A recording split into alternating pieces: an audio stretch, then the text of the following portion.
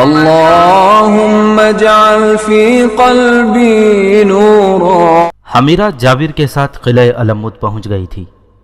ان لوگوں کا طریقہ کار یہ تھا کہ کوئی آدمی کسی لڑکی کو ورغلا کر علمود لاتا تو اس لڑکی کو لڑکیوں کے گروہ کے نگران کے حوالے کر دیا جاتا تھا۔ اگر کوئی لڑکی اکھڑ پن پر اتر آتی اور ان لوگوں کی بات پر آنے سے انکار کر دیتی تو ان کے پاس اس کا بھی علاج موجود تھا۔ ایک علاج تو تشدد اور زبردستی تھی، لیکن یہ علاج کم سے کم استعمال کیا جاتا تھا۔ ان لوگوں کے پاس بڑے ہی پیارے اور دل کو لبھانے والے طریقے تھے جو بڑی اکھڑ لڑکیوں کو بھی موم کر لیتے تھے۔ جابر کو یہی کرنا چاہیے تھا کہ وہ حمیرہ کو متعلقہ گروہ کے نگران کے حوالے کر دیتا۔ اس کا کام ہو گیا تھا، لیکن جابر نے اس مروجہ طریقہ کار سے انحراف کیا اور حمیرہ کو اپنے ایک دوست کے گھر لے گیا۔ اس کا یہ دوست تھا تو باطنی، لیکن وہ فدائین میں سے نہیں تھا، نہ کبھی اسے ذمہ داری کا کوئی کام سونپا گیا تھا۔ اس دوست نے جابر سے کہا کہ وہ کیوں اس لڑکی کو ساتھ لیے ہوئے چھپائے پھرتا ہے، اسے ان کے حوالے کیوں نہیں کر دیتا جو نئی آنے والی لڑکیوں کو اپنے ابلیسی مقاصد کے لیے استعمال کرتے ہیں۔ نہیں بھائی، جابر نے اپنے دوست سے کہا، اس لڑکی کے ساتھ میرا کچھ جذباتی سا تعلق ہو گیا ہے، اسے آخر اسی جگہ بھیجنا ہے جس جگہ کے لیے میں اسے ساتھ لایا ہوں، لیکن اسے مجھے ایسی محبت ہو گئی ہے کہ میں نہیں چاہتا کہ میں اسے کسی اور کے حوالے کر دوں، میں اسے خود تیار کروں گا۔ دراصل جابر کو حمیرہ سے محبت ہی اتنی زیادہ تھی کہ وہ چاہتا تھا کہ اسے باطنیوں کے مقاصد کے لیے تیار بھی کر لے اور یہ لڑکی اس سے متنفر بھی نہ ہو۔ دوست نے اسے مشورہ دیا تھا کہ وہ حمیرہ کو ایک بار پھر حسن بن صباح کے سامنے لائے اور اسے درخواست کرے کہ وہ اس لڑکی کو خود تیار کرنا چاہتا ہے۔ دوست نے اسے یہ مشورہ اس لیے دیا تھا کہ وہ کبھی اس لڑکی کے ساتھ پکڑا گیا یا کسی کو پتہ چل گیا کہ جابر نے ایک لڑکی کو اپنے قبضے میں رکھا ہوا ہے تو اسے موت سے کم سزا نہیں ملے گی۔ جابر نے اس مشورے کو بڑا قیمتی مشورہ جانا اور ایک روز حمیرہ کو حسن بن صباح کے پاس لے گیا۔ حمیرہ جانا تو نہیں چاہتی تھی، لیکن اس نے سوچا کہ اس انسان کو ایک بار دیکھ لے جس نے ایک باطل عقیدے کو اتنی جلدی اور اتنی دور دور تک پھیلا دیا ہے۔ حمیرہ نے یہ بھی سنا تھا کہ حسن بن صباح اپنے کسی فدائی سے کہتا ہے کہ اپنی جان لے لو، تو وہ فدائی اپنے آپ کو مار دینے میں ذرا سے بھی ہچکچاہٹ نہیں دکھاتا اور وہ فوراً خنجر اپنے سینے میں اتار لیتا ہے۔ حمیرہ نے سوچا دیکھوں تو صحیح کہ وہ انسان کیسا ہے۔ جابر اسے سیدھا حسن بن صباح کے پاس نہ لے گیا، بلکہ اسے ایک جگہ چھوڑ کر پہلے خود حسن بن صباح کے پاس گیا اور اسے بتایا کہ وہ اس لڑکی کو لایا ہے جس کے بھائی نے انہیں قہستان جیسا اہم قلعہ دلایا ہے۔ حسن بن صباح کو معلوم تھا کہ یہ قلعہ بند شہر کس طرح اس کے قبضے میں آیا ہے۔ جابر نے حسن بن صباح کو پوری تفصیل سنائی۔ تم اب چاہتے کیا ہو؟ حسن بن صباح نے پوچھا۔ یا شیخ الجبل، جابر نے کہا، میں اس لڑکی کو کچھ انعام دینے کی درخواست کرتا ہوں۔ میں چاہتا ہوں کہ میں اسے خود تیار کروں، اس پر تشدد نہ ہو یا اسے حشیش نہ پلائی جائے اور اسے دھوکے میں بھی نہ رکھا جائے۔ اگر میں اسے باقاعدگی ہوش و حواس تیار کر لوں تو یہ لڑکی پہاڑوں کو اپنے قدموں میں جھکا دے گی۔ میرا خیال ہے کہ تم خود انعام لینا چاہتے ہو، حسن بن صباح نے کہا۔ ایک خوبصورت اور نوجوان لڑکی سے بڑھ کر اور کیا انعام ہو سکتا ہے؟ کیا تم انعام کے طور پر اس لڑکی کو اپنے پاس رکھنا چاہتے ہو؟ یا شیخ الجبل، جابر نے سر جھکا کر کہا، جس روز میرے دل میں یہ آئی کہ میں اپنے امام کو دھوکا دوں، اس روز میں اپنے خنجر سے اپنے آپ کو ختم کر لوں گا۔ میں اس لڑکی کو اپنے ساتھ لایا ہوں، مجھے پوری امید ہے کہ آپ کے پاس تھوڑی سی دیر بیٹھی تو اس کا اکھڑ پن ختم ہو جائے گا۔ میں آپ کو بتا چکا ہوں کہ اس لڑکی کے دل میں آپ کی اور ہم سب کی نفرت بھری ہوئی ہے۔ میں یہ بھی عرض کر دیتا ہوں کہ اس کے دل میں میری محبت مجزن ہے، آپ اسے ایک نظر دیکھ لیں۔ حسن بن صباح کے اشارے پر جابر اٹھا اور باہر جا کر حمیرہ کو اپنے ساتھ لے آیا۔ حمیرہ حسن بن صباح کے سامنے بیٹھ گئی۔ حسن بن صباح کے ہونٹوں پر تبسم تھا اور یوں لگتا تھا جیسے اس شخص کی آنکھیں بھی مسکرا رہی ہوں۔ ان مسکراتی آنکھوں نے حمیرہ کو جیسے جکڑ لیا ہو، اور حمیرہ کی آنکھوں میں پلک جھپکنے کی بھی سکت نہ رہی ہو۔ حمیرہ نے محسوس کیا کہ جیسے حسن بن صباح کی آنکھوں سے غیر مرئی اور بڑے پیارے رنگوں والی شعاعیں پھوٹ رہی ہوں، اور شعاعیں حمیرہ کی آنکھوں کے ذریعے اس کے جسم میں داخل ہو رہی ہوں۔ حمیرہ اپنی ذات میں تبدیلی سی محسوس کرنے لگی۔ اس کے اندر ایسا احساس بیدار ہونے لگا جیسے حسن بن صباح اتنا قابل نفرت نہیں ہے جتنا وہ سمجھتی تھی۔ اسے معلوم نہیں تھا کہ حسن بن صباح نے یہ پراسرار طاقت بڑی محنت سے اور استادوں کے قدموں میں سجدے کر کر کے حاصل کی ہے۔ ایک بات بتاؤ لڑکی، حسن بن صباح نے مسکراتے ہوئے پوچھا، تمہارے دل میں کسی کی محبت تو ضرور ہوگی؟ ہاں، حمیرہ نے کہا، میرے دل میں اپنے اللہ کی محبت ہے۔ اس کے بعد کون؟ اللہ کے آخری رسول صلی اللہ علیہ وسلم، حمیرہ نے جواب دیا۔ اس کے بعد اپنے بھائی منور الدولہ کی محبت میرے دل میں رچی بسی ہوئی ہے، حمیرہ نے جواب دیا۔ اور اس کے بعد؟ حمیرہ نے جابر کی طرف دیکھا اور زبان سے کچھ بھی نہ کہا۔ ایک بات بتا لڑکی، حسن بن صباح نے کہا، جس دل میں محبت کا سمندر موجزن ہے اس میں نفرت کہاں سے آ گئی؟ حمیرہ نے چونک کر حسن بن صباح کی طرف دیکھا لیکن کہہ کچھ بھی نہ سکی۔ جا لڑکی، حسن بن صباح نے کہا، تم قدرت کے حسن کا شاہکار ہو، تم پھول ہو جو خوشبو دیا کرتے ہیں، اپنے پھول جیسے حسن میں نفرت کی بدبو نہ بھرو۔ جاؤ، جابر کے ساتھ رہو، جب تمہارے دل سے نفرت نکل جائے گی، اور ضرور نکلے گی، پھر تمہارا دل تمہیں کہے گا کہ چلو اسی شخص کے پاس، پھر تم خود میرے پاس آؤ گی۔ حمیرہ آنکھیں حسن بن صباح کی آنکھوں سے آزاد نہ کر سکی۔ اسے اٹھنا تھا لیکن نہ اٹھی، اس پر کچھ اور ہی کیفیت طاری ہو گئی تھی، اور وہ اپنی ذات میں کوئی ایسا تاثر محسوس کر رہی تھی جیسے وہ یہاں سے اٹھنا نہیں چاہتی۔ اگر جابر اس کا بازو پکڑ کر نہ اٹھاتا تو وہ وہیں بیٹھی رہتی۔ جابر حمیرہ کو ساتھ لے کر وہاں سے نکل آیا۔ جابر کے دوست کے گھر پہنچنے تک حمیرہ نے کوئی بات نہ کی۔ وہ اپنے آپ میں کوئی تبدیلی محسوس کر رہی تھی جسے وہ سمجھنے سے قاصر تھی۔ وہ انسان اور ابلیس کے اس پہلو سے ناواقف تھی کہ جب کوئی انسان اپنے آپ میں ابلیسی اوصاف پیدا کر لیتا ہے تو اس میں ایسی کشش پیدا ہو جاتی ہے کہ خادم کردار والے لوگ اس کی طرف کھینچے ہوئے چلے جاتے ہیں۔ اگر وہ بدصورت ہو تو بھی دیکھنے والوں کو خوبصورت لگتا ہے۔ اس کی زبان میں ایسا طلسماتی تاثر ہو جاتا ہے کہ وہ جب بات کرتا ہے تو سننے والوں کے دلوں میں اس کا ایک ایک لفظ اترتا چلا جاتا ہے۔ یہ تو اللہ تعالیٰ نے قرآن میں فرمایا ہے کہ جو انسان میرے راستے سے ہٹ کر ابلیس کا گرویدہ بن جاتا ہے اس پر میں ایک ابلیس مسلط کر دیا کرتا ہوں۔ حمیرہ اس لیے بھی حسن بن صباح کا اچھا تاثر لے کر آئی تھی کہ وہ تو اپنی دنیا کا بادشاہ تھا، اس کے پیروکار اسے نبی بھی مانتے تھے۔ وہ جسے چاہتا ایک اشارے پر قتل کروا دیا کرتا تھا۔ یہ شخص کہہ سکتا تھا، جابر تم جاؤ اور اس لڑکی کو میرے پاس رہنے دو، لیکن حسن بن صباح نے جیسے حمیرہ کے حسن و جوانی کی طرف توجہ دی ہی نہیں تھی، اس لحاظ سے وہ جابر کے کردار کی بھی قائل ہو گئی تھی۔ اتنے دن اور اتنی راتیں جابر کے ساتھ رہ کر اس نے دیکھا کہ جابر نے کبھی اس سے پیار اور محبت کی باتوں کے سوا کوئی بیہودہ بات یا حرکت نہیں کی تھی۔ حمیرہ کو اپنا بھائی، ماں اور چھوٹے بہن بھائی یاد آتے تھے۔ اسے اپنے بھائی کی بیوی اور اس کے بچے بھی یاد آتے تھے، لیکن وہ گھر سے کبھی واپس نہ جانے کے لیے نکلی تھی۔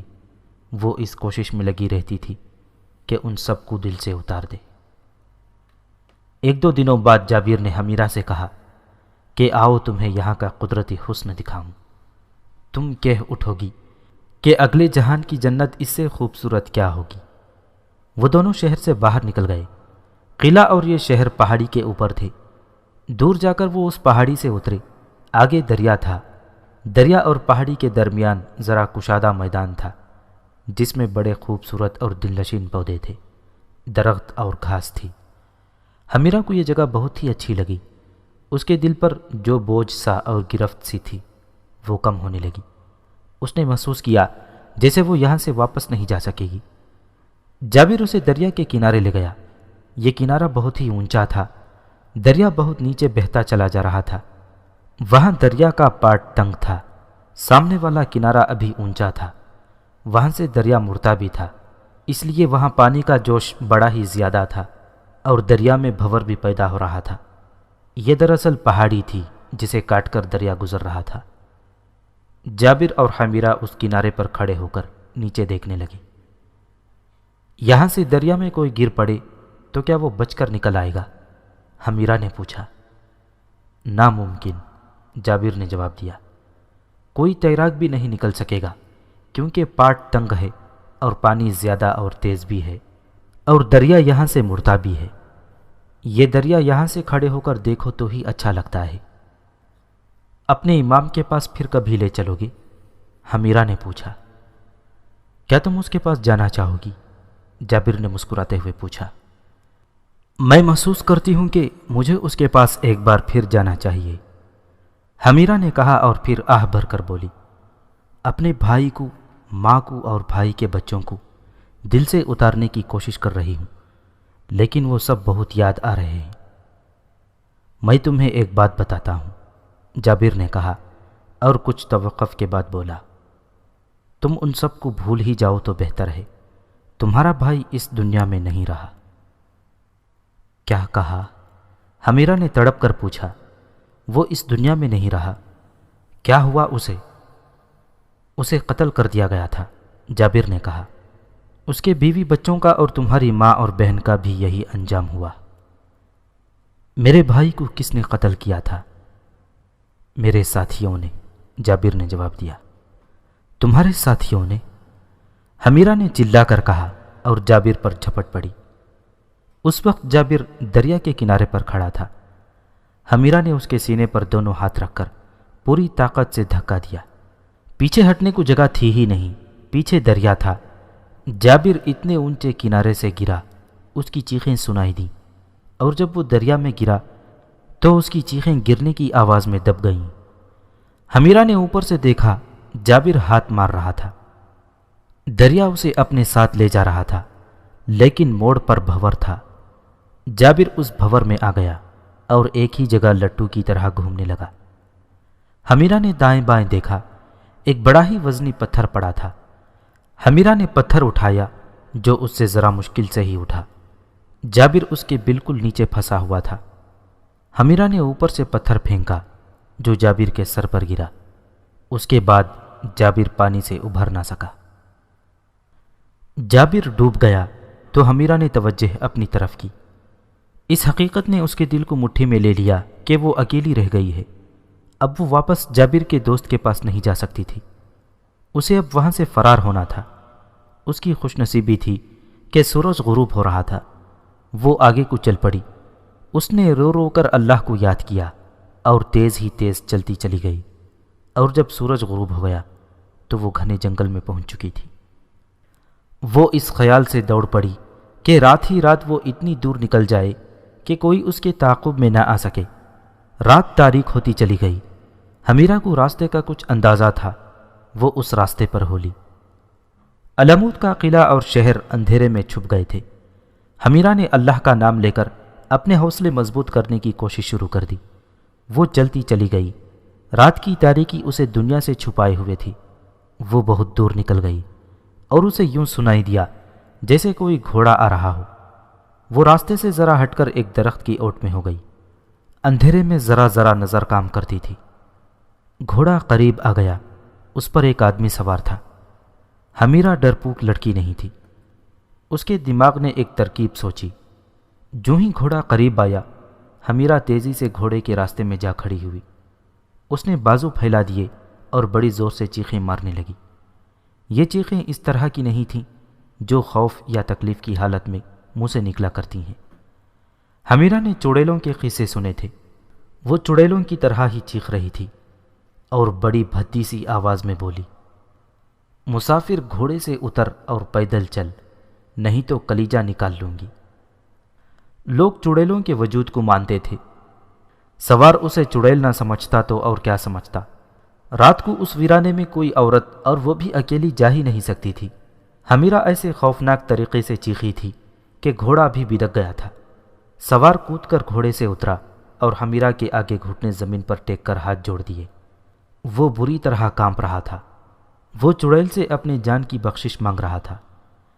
ہمیرا اسے نظر انداز کر کے گھوڑے کے پاس گئی، رکاب میں پاؤں رکھا اور گھوڑے پر سوار ہو گئی۔ اس نے گھوڑا موڑا اور ایڑ لگا دی۔ وہ شہ سوار تھی اور مضبوط دل والی لڑکی تھی۔ اچھی نسل کا گھوڑا دوڑا تو بہت تیز، لیکن ہمیرا کو خیال آ گیا کہ وہ جائے گی کہاں۔ اس کا بھائی قتل ہو چکا تھا اور گھر کے باقی افراد کا کچھ پتہ نہیں تھا کہ بیچارے کس انجام کو پہنچے۔ وہ گھوڑا دوڑاتی گئی اور سوار پیدل بھاگ اٹھا۔ ایسے شدید اور تیز و تند بھور میں آیا ہوا جابر اس میں سے نکلنے کے لیے ہاتھ پاؤں مار رہا تھا۔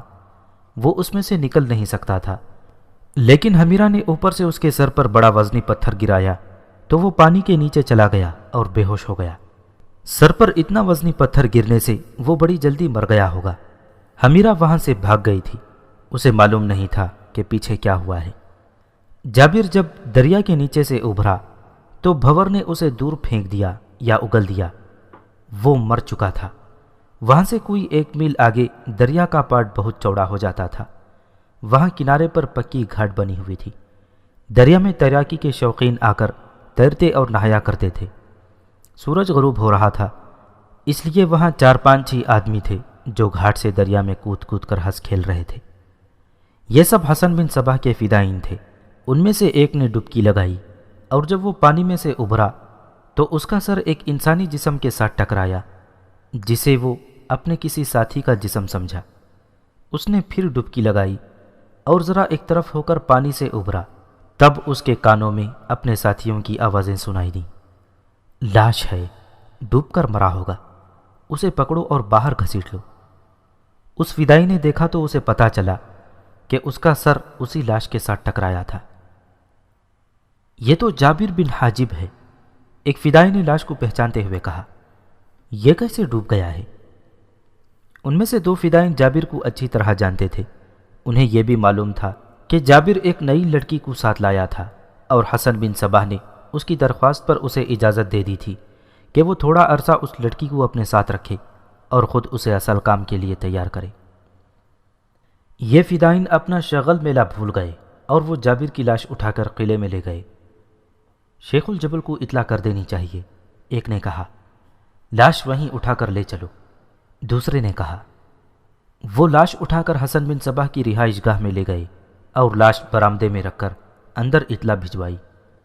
حسن بن صباح، جسے لوگ امام بھی کہتے تھے اور شیخ الجبل بھی، خود باہر آ گیا اور اس نے جابر کی لاش دیکھی۔ یہ ایک لڑکی کو ساتھ لایا تھا۔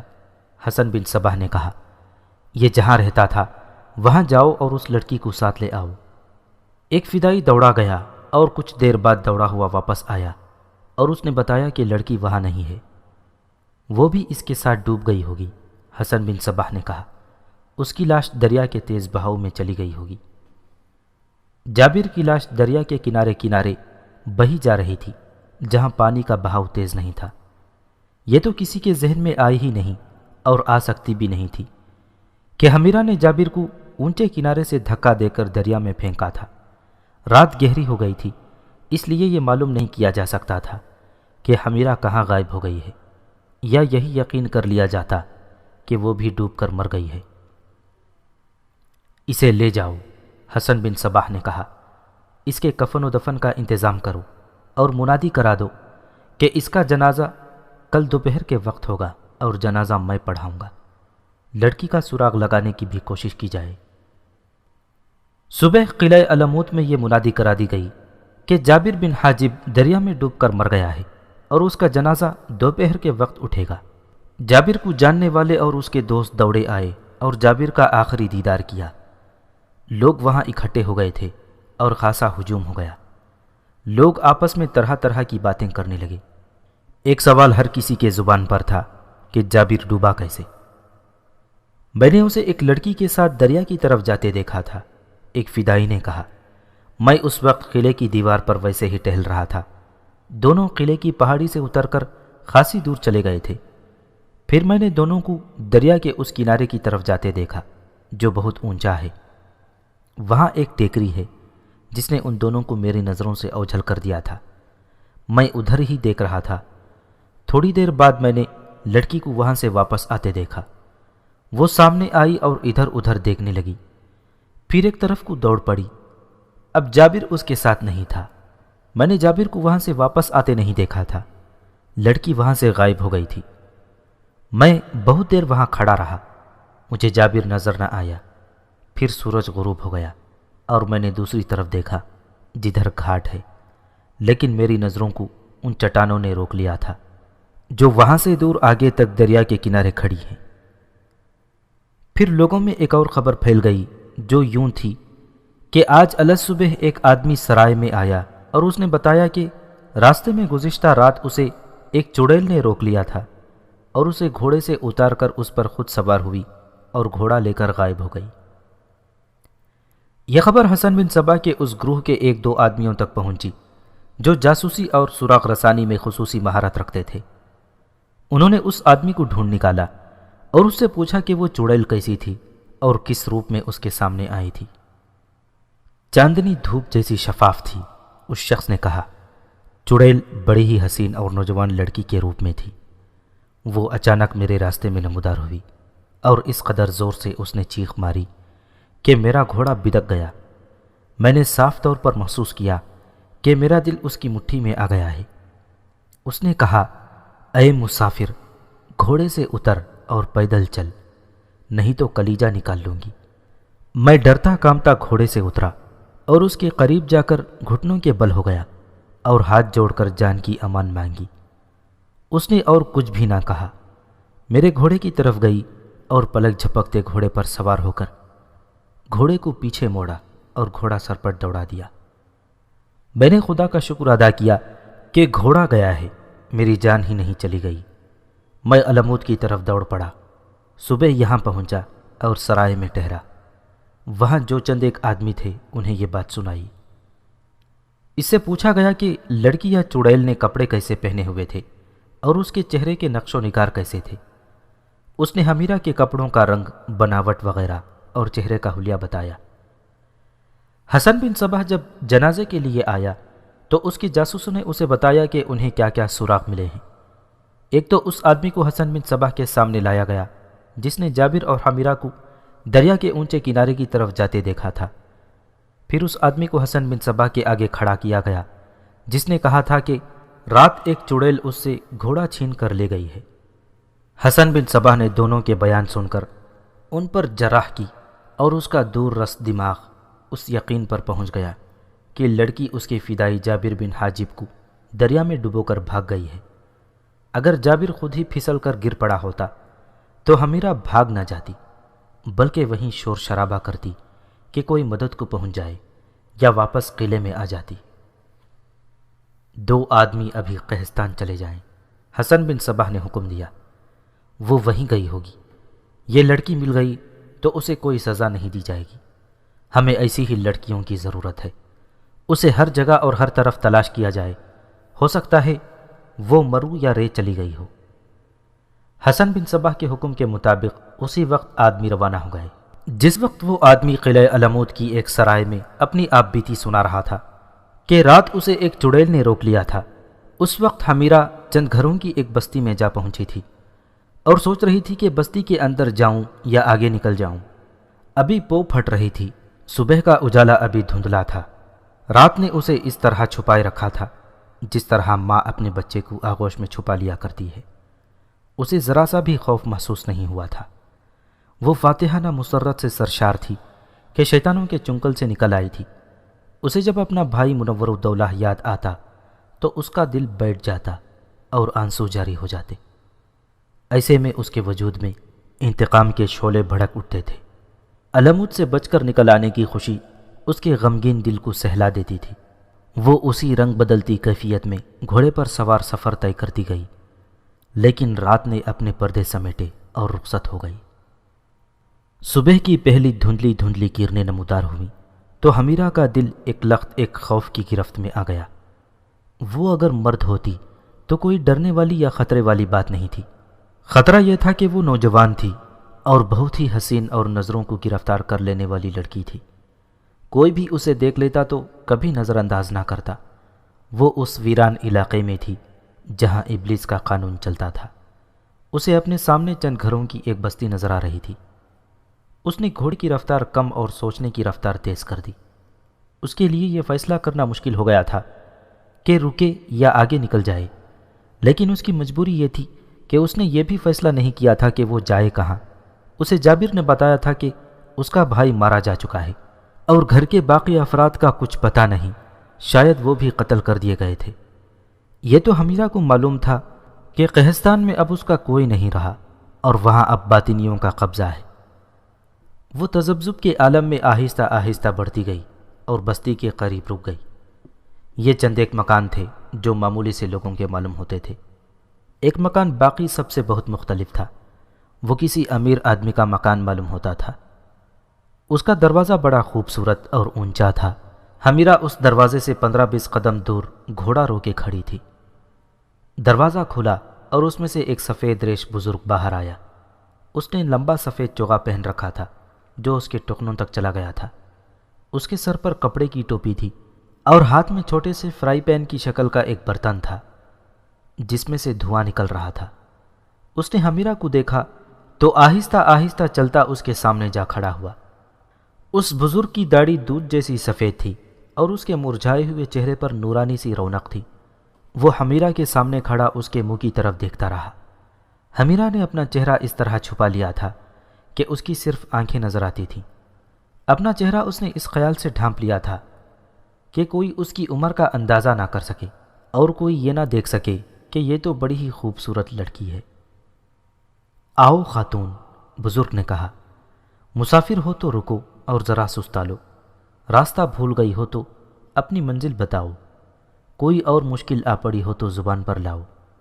یہ ہمارا مندر ہے جہاں ہم اس کی عبادت کرتے ہیں جس نے ہم سب کو پیدا کیا ہے۔ آپ یقیناً راہب ہیں، حمیرہ نے کہا، لیکن میں کیسے یقین کر لوں کہ میں آپ کے مندر میں محفوظ رہوں گی؟ سفید ریش راہب نے اپنے ہاتھ میں پکڑا ہوا دھونی دان آگے کیا اور اسے ذرا سا ایک دائرے میں گھمایا۔ اس میں سے اٹھتا ہوا دھواں حمیرہ کے گھوڑے کے منہ کو چھونے لگا۔ پھر یہ دھواں حمیرہ تک پہنچا۔ حمیرہ نے دھوئیں سے بڑی پیاری خوشبو سونگھی تھی۔ تم شاید مسلمان ہو، راہب نے کہا۔ آؤ، ہمارے مندر میں تم وہی روحانی سکون پاؤ گی جو تم اپنے خدا کے حضور جھک کر پایا کرتی ہو۔ گھوڑے سے اترو اور مجھے امتحان میں نہ ڈالو۔ صرف ایک بات بتا دو مقدس راہب، حمیرہ نے کہا، کیا انسان اندر سے بھی ویسا ہی ہوتا ہے جیسا وہ چہرے سے نظر آتا ہے؟ میرا تجربہ کچھ اور ہے۔ راہب نے کوئی جواب نہ دیا۔ وہ آگے بڑھا اور گھوڑے کے پہلو میں رک کر اپنا ایک ہاتھ حمیرہ کی طرف بڑھایا کہ وہ اس کا ہاتھ تھام کر گھوڑے سے اتر آئے۔ حمیرہ اس کی خاموشی سے کچھ ایسی متاثر ہوئی کہ وہ راہب کا ہاتھ تھامے بغیر گھوڑے سے اتر آئی۔ راہب نے اسے آگے چلنے کا اشارہ کیا۔ میرا گھوڑا ایسی جگہ باندھ دیں جہاں کوئی دیکھ نہ سکے، حمیرہ نے کہا، وہ میرے تعاقب میں آ رہے ہوں گے۔ کون؟ باطنی، حمیرہ نے جواب دیا۔ تعاقب سے یہ نہ سمجھنا کہ میں کوئی جرم کر کے بھاگی ہوں۔ میں اپنی سب سے زیادہ قیمتی متاع لے کر ان ظالموں کے جال سے نکلی اور یہاں تک پہنچی ہوں۔ میری متاع میری عصمت ہے اور میرا دینی عقیدہ ہے۔ اتنے میں ایک اور آدمی مندر سے باہر آیا۔ راہب نے اسے کہا کہ وہ گھوڑا لے جائے اور ایسی جگہ باندھے جہاں کسی کو نظر نہ آ سکے۔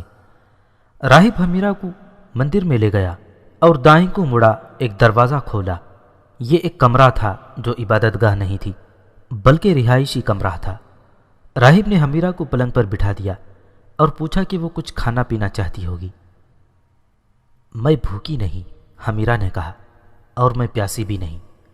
گھوڑے کے ساتھ پانی بھی تھا اور ایک تھیلی میں کھانے کا سامان بھی تھا۔ تھوڑی ہی دیر پہلے میں نے پیٹ بھر لیا تھا۔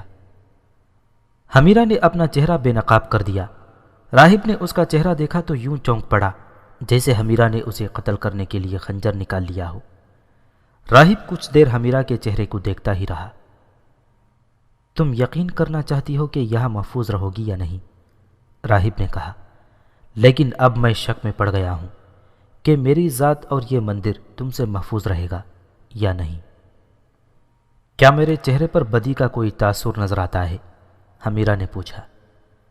باطنیوں کے امام شیخ الجبل حسن بن صباح کے پاس تم جیسی بے شمار لڑکیاں موجود ہیں، راہب نے کہا۔ میں ان میں سے آج پہلی لڑکی دیکھ رہا ہوں۔ میں نے سنا ہے کہ ان باطنیوں کا امام کسی کو اپنے جال میں پھانسنے کا ارادہ کر لیتا ہے تو وہ تم جیسی لڑکی کو بھیجتا ہے، اور وہ لڑکی تمہاری طرح مظلوم بن کر اپنی مظلومیت کی کوئی کہانی سناتی ہے۔ حمیرہ اسے بڑی غور سے دیکھ رہی تھی۔ مقدس راہب، حمیرہ نے اس کی بات کاٹتے ہوئے کہا، مجھے ایسی ہی لڑکی بنانے کے لیے دھوکے سے قلعہ علموت لے جایا گیا تھا، لیکن میں آپ کو سناؤں گی کہ میں وہاں سے کس طرح نکل بھاگی۔ پہلے میں آپ کو یہ بتا دوں کہ میں قہستان کے رئیس منور الدولہ کی بہن ہوں۔ امیر قہستان کو باطنیوں نے قتل کر دیا اور میرے بھائی کو بھی قتل کر دیا۔ ہاں، میں سن چکا ہوں، راہب نے کہا۔ قہستان پر باطنی قابض ہو چکے ہیں اور منور الدولہ ان کے ہاتھوں دھوکے سے قتل ہوا ہے۔ وہاں کا امیر شہر بڑا ہی بدتنیت انسان تھا۔ اب تم سناؤ، تم پر کیا بیتی ہے؟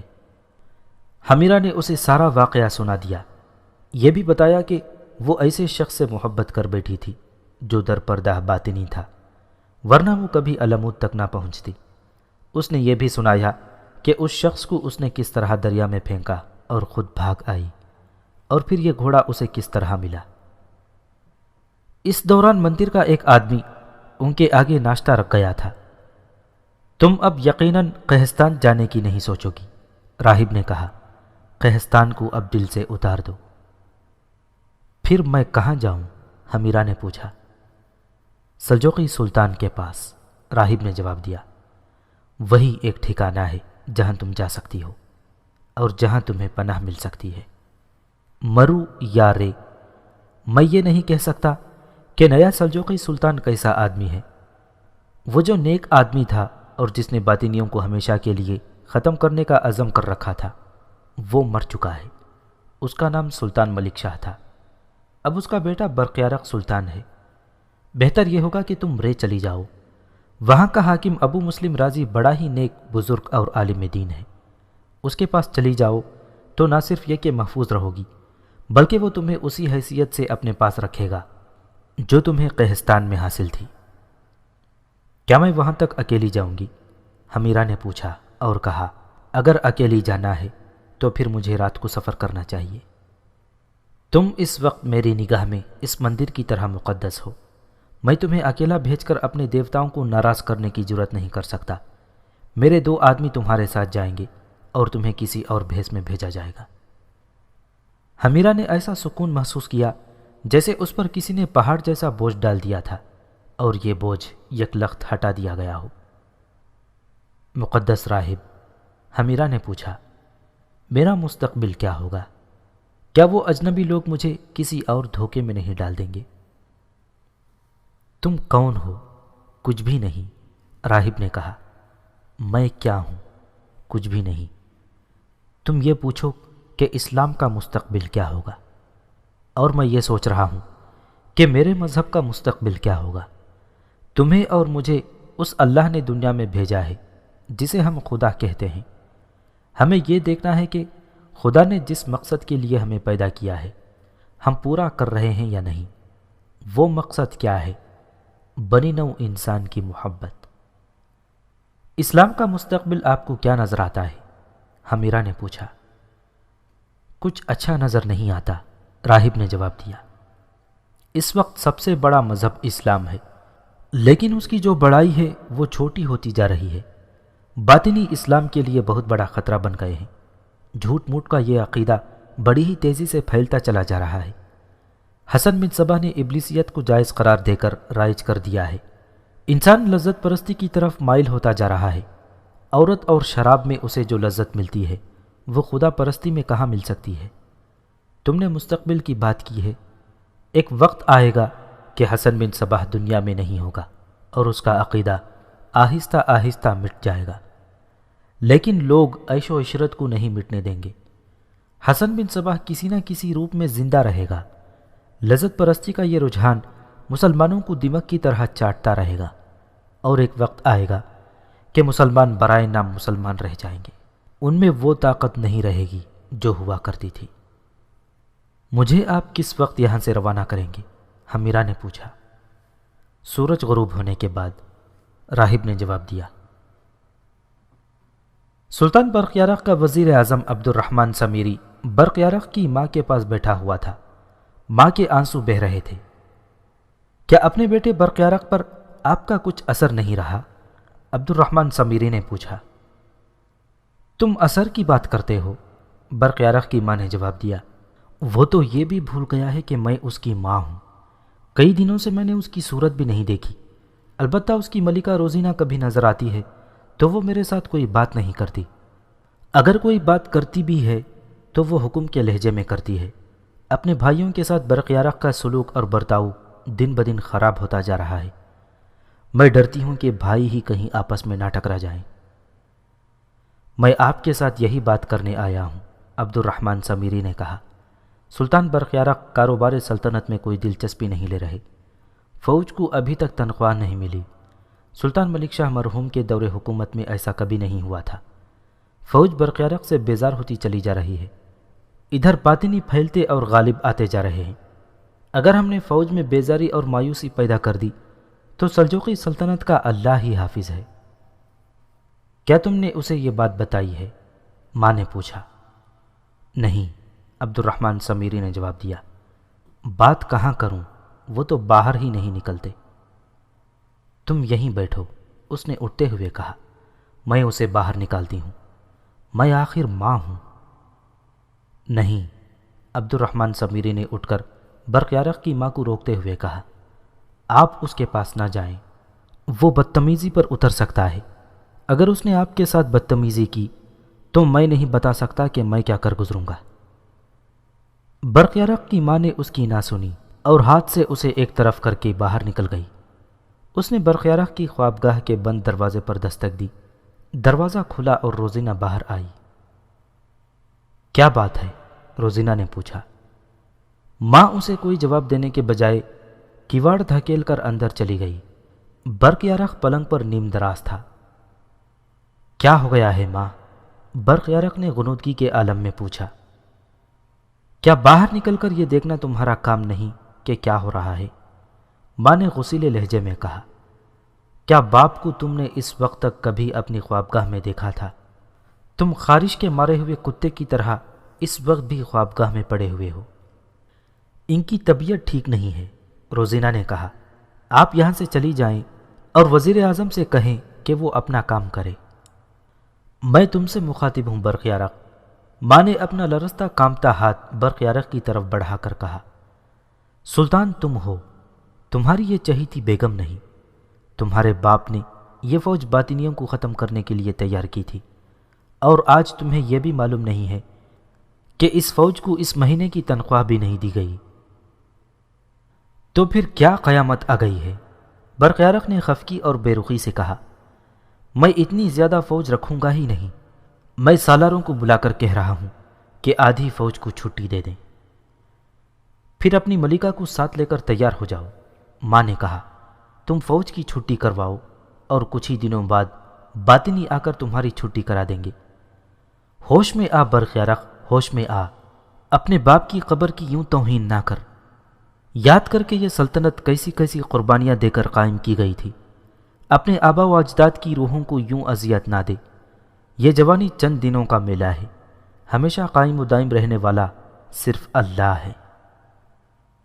آپ انہیں اتنا پریشان تو نہ کریں ماں، روزینہ نے بیزاری کے سے لہجے میں کہا۔ تو خاموش رہ لڑکی، ماں نے روزینہ سے کہا، اور مجھے ماں نہ کہہ، میں اس کی ماں ہوں، اور میں ماں ہوں اس سلطنت کی جو ہمارے بڑے بزرگوں نے اسلام کا پرچم اونچا رکھنے کے لیے بنائی تھی۔ تجھے اس کے ساتھ روحانی دلچسپی ہوتی تو اسے یوں مدہوش کر کے کمرے میں قید نہ رکھتی۔ اچھا ماں، اچھا، برق یارق نے اٹھتے ہوئے یوں کہا جیسے وہ تھکن سے چور تھا۔ تم جاؤ، میں تیار ہو کر باہر نکلتا ہوں۔ میں تمہیں ابھی باہر نکلتا دیکھنا چاہتی ہوں، ماں نے کہا۔ ابھی اٹھ۔ برق یارق آہستہ آہستہ اٹھنے لگا اور ماں کمرے سے نکل آئی۔ روزینہ نے بڑے غصے سے دروازہ بند کر کے زنجیر چڑھا دی اور برقیارق کے پاس چلی گئی۔ کچھ دیر اور لیٹے رہیں۔ روزینہ نے برقیارق کے کندھوں پر ہاتھ رکھ کر اسے ذرا سا دھکیلا اور لٹا کر بولی، ماں قابل احترام ہی صحیح، لیکن ماں کو یہ بھی تو دیکھنا چاہیے کہ بیٹا کس حال میں ہے۔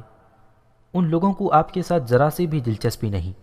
آپ کی ماں کو اور دونوں بھائیوں کو صرف سلطنت کا غم کھا رہا ہے۔ معلوم نہیں انہیں یہ خطرہ کیوں نظر آنے لگا ہے کہ ان سے یہ سلطنت چھین جائے گی۔ یہ لوگ بادشاہی چاہتے ہیں۔ روزینہ ابھی تک شب خوابی کے لباس میں تھی۔ اس کے ریشم جیسے نرم و ملائم بال شانوں پر بکھرے ہوئے تھے۔ وہ بلا شک و شبہ بہت ہی خوبصورت لڑکی تھی، لیکن اس کے جو انداز تھے ان میں طلسماتی سا تاثر تھا، اور یہ برقیارق کو مدہوش کر دیا کرتے تھے۔ گھروں میں بند بعض بیویاں روزینہ سے بھی زیادہ خوبصورت ہوتی ہیں، لیکن ان میں چونکہ روزینہ والے ناز و انداز، مکاری اور عیاری نہیں ہوتی، اس لیے خاوندوں کو وہ اتنی خوبصورت نظر نہیں آتی جتنی کوئی پیشہ ور عورت دل پر غالب آ جاتی ہے۔ روزینہ تربیت یافتہ لڑکی تھی۔ اسے ذہن نشین کرایا گیا تھا کہ مرد کی کون کون سی رگ کمزور ہوتی ہے۔ ایسی لڑکیاں ان رگوں کو مٹھی میں لے لیتی تھیں۔ روزینہ نے برقیارق کو لٹا کر اس کے بالوں میں انگلیاں پھیرنی شروع کر دیں اور اس پر اس طرح جھکی کہ اس کے بکھرے ہوئے نرم و گداز بال اس کے چہرے کو چھونے لگے۔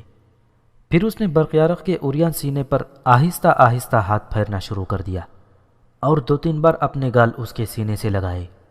پھر اس کی ٹانگیں دبانی شروع کر دیں۔ برقیارق جو ماں کی وجہ سے بیدار ہو گیا تھا پھر مدہوش ہو گیا۔ روزینہ اٹھی اور سراہی میں سے ایک مشروب پیالے میں ڈال کر برقیارق کو پلا دیا۔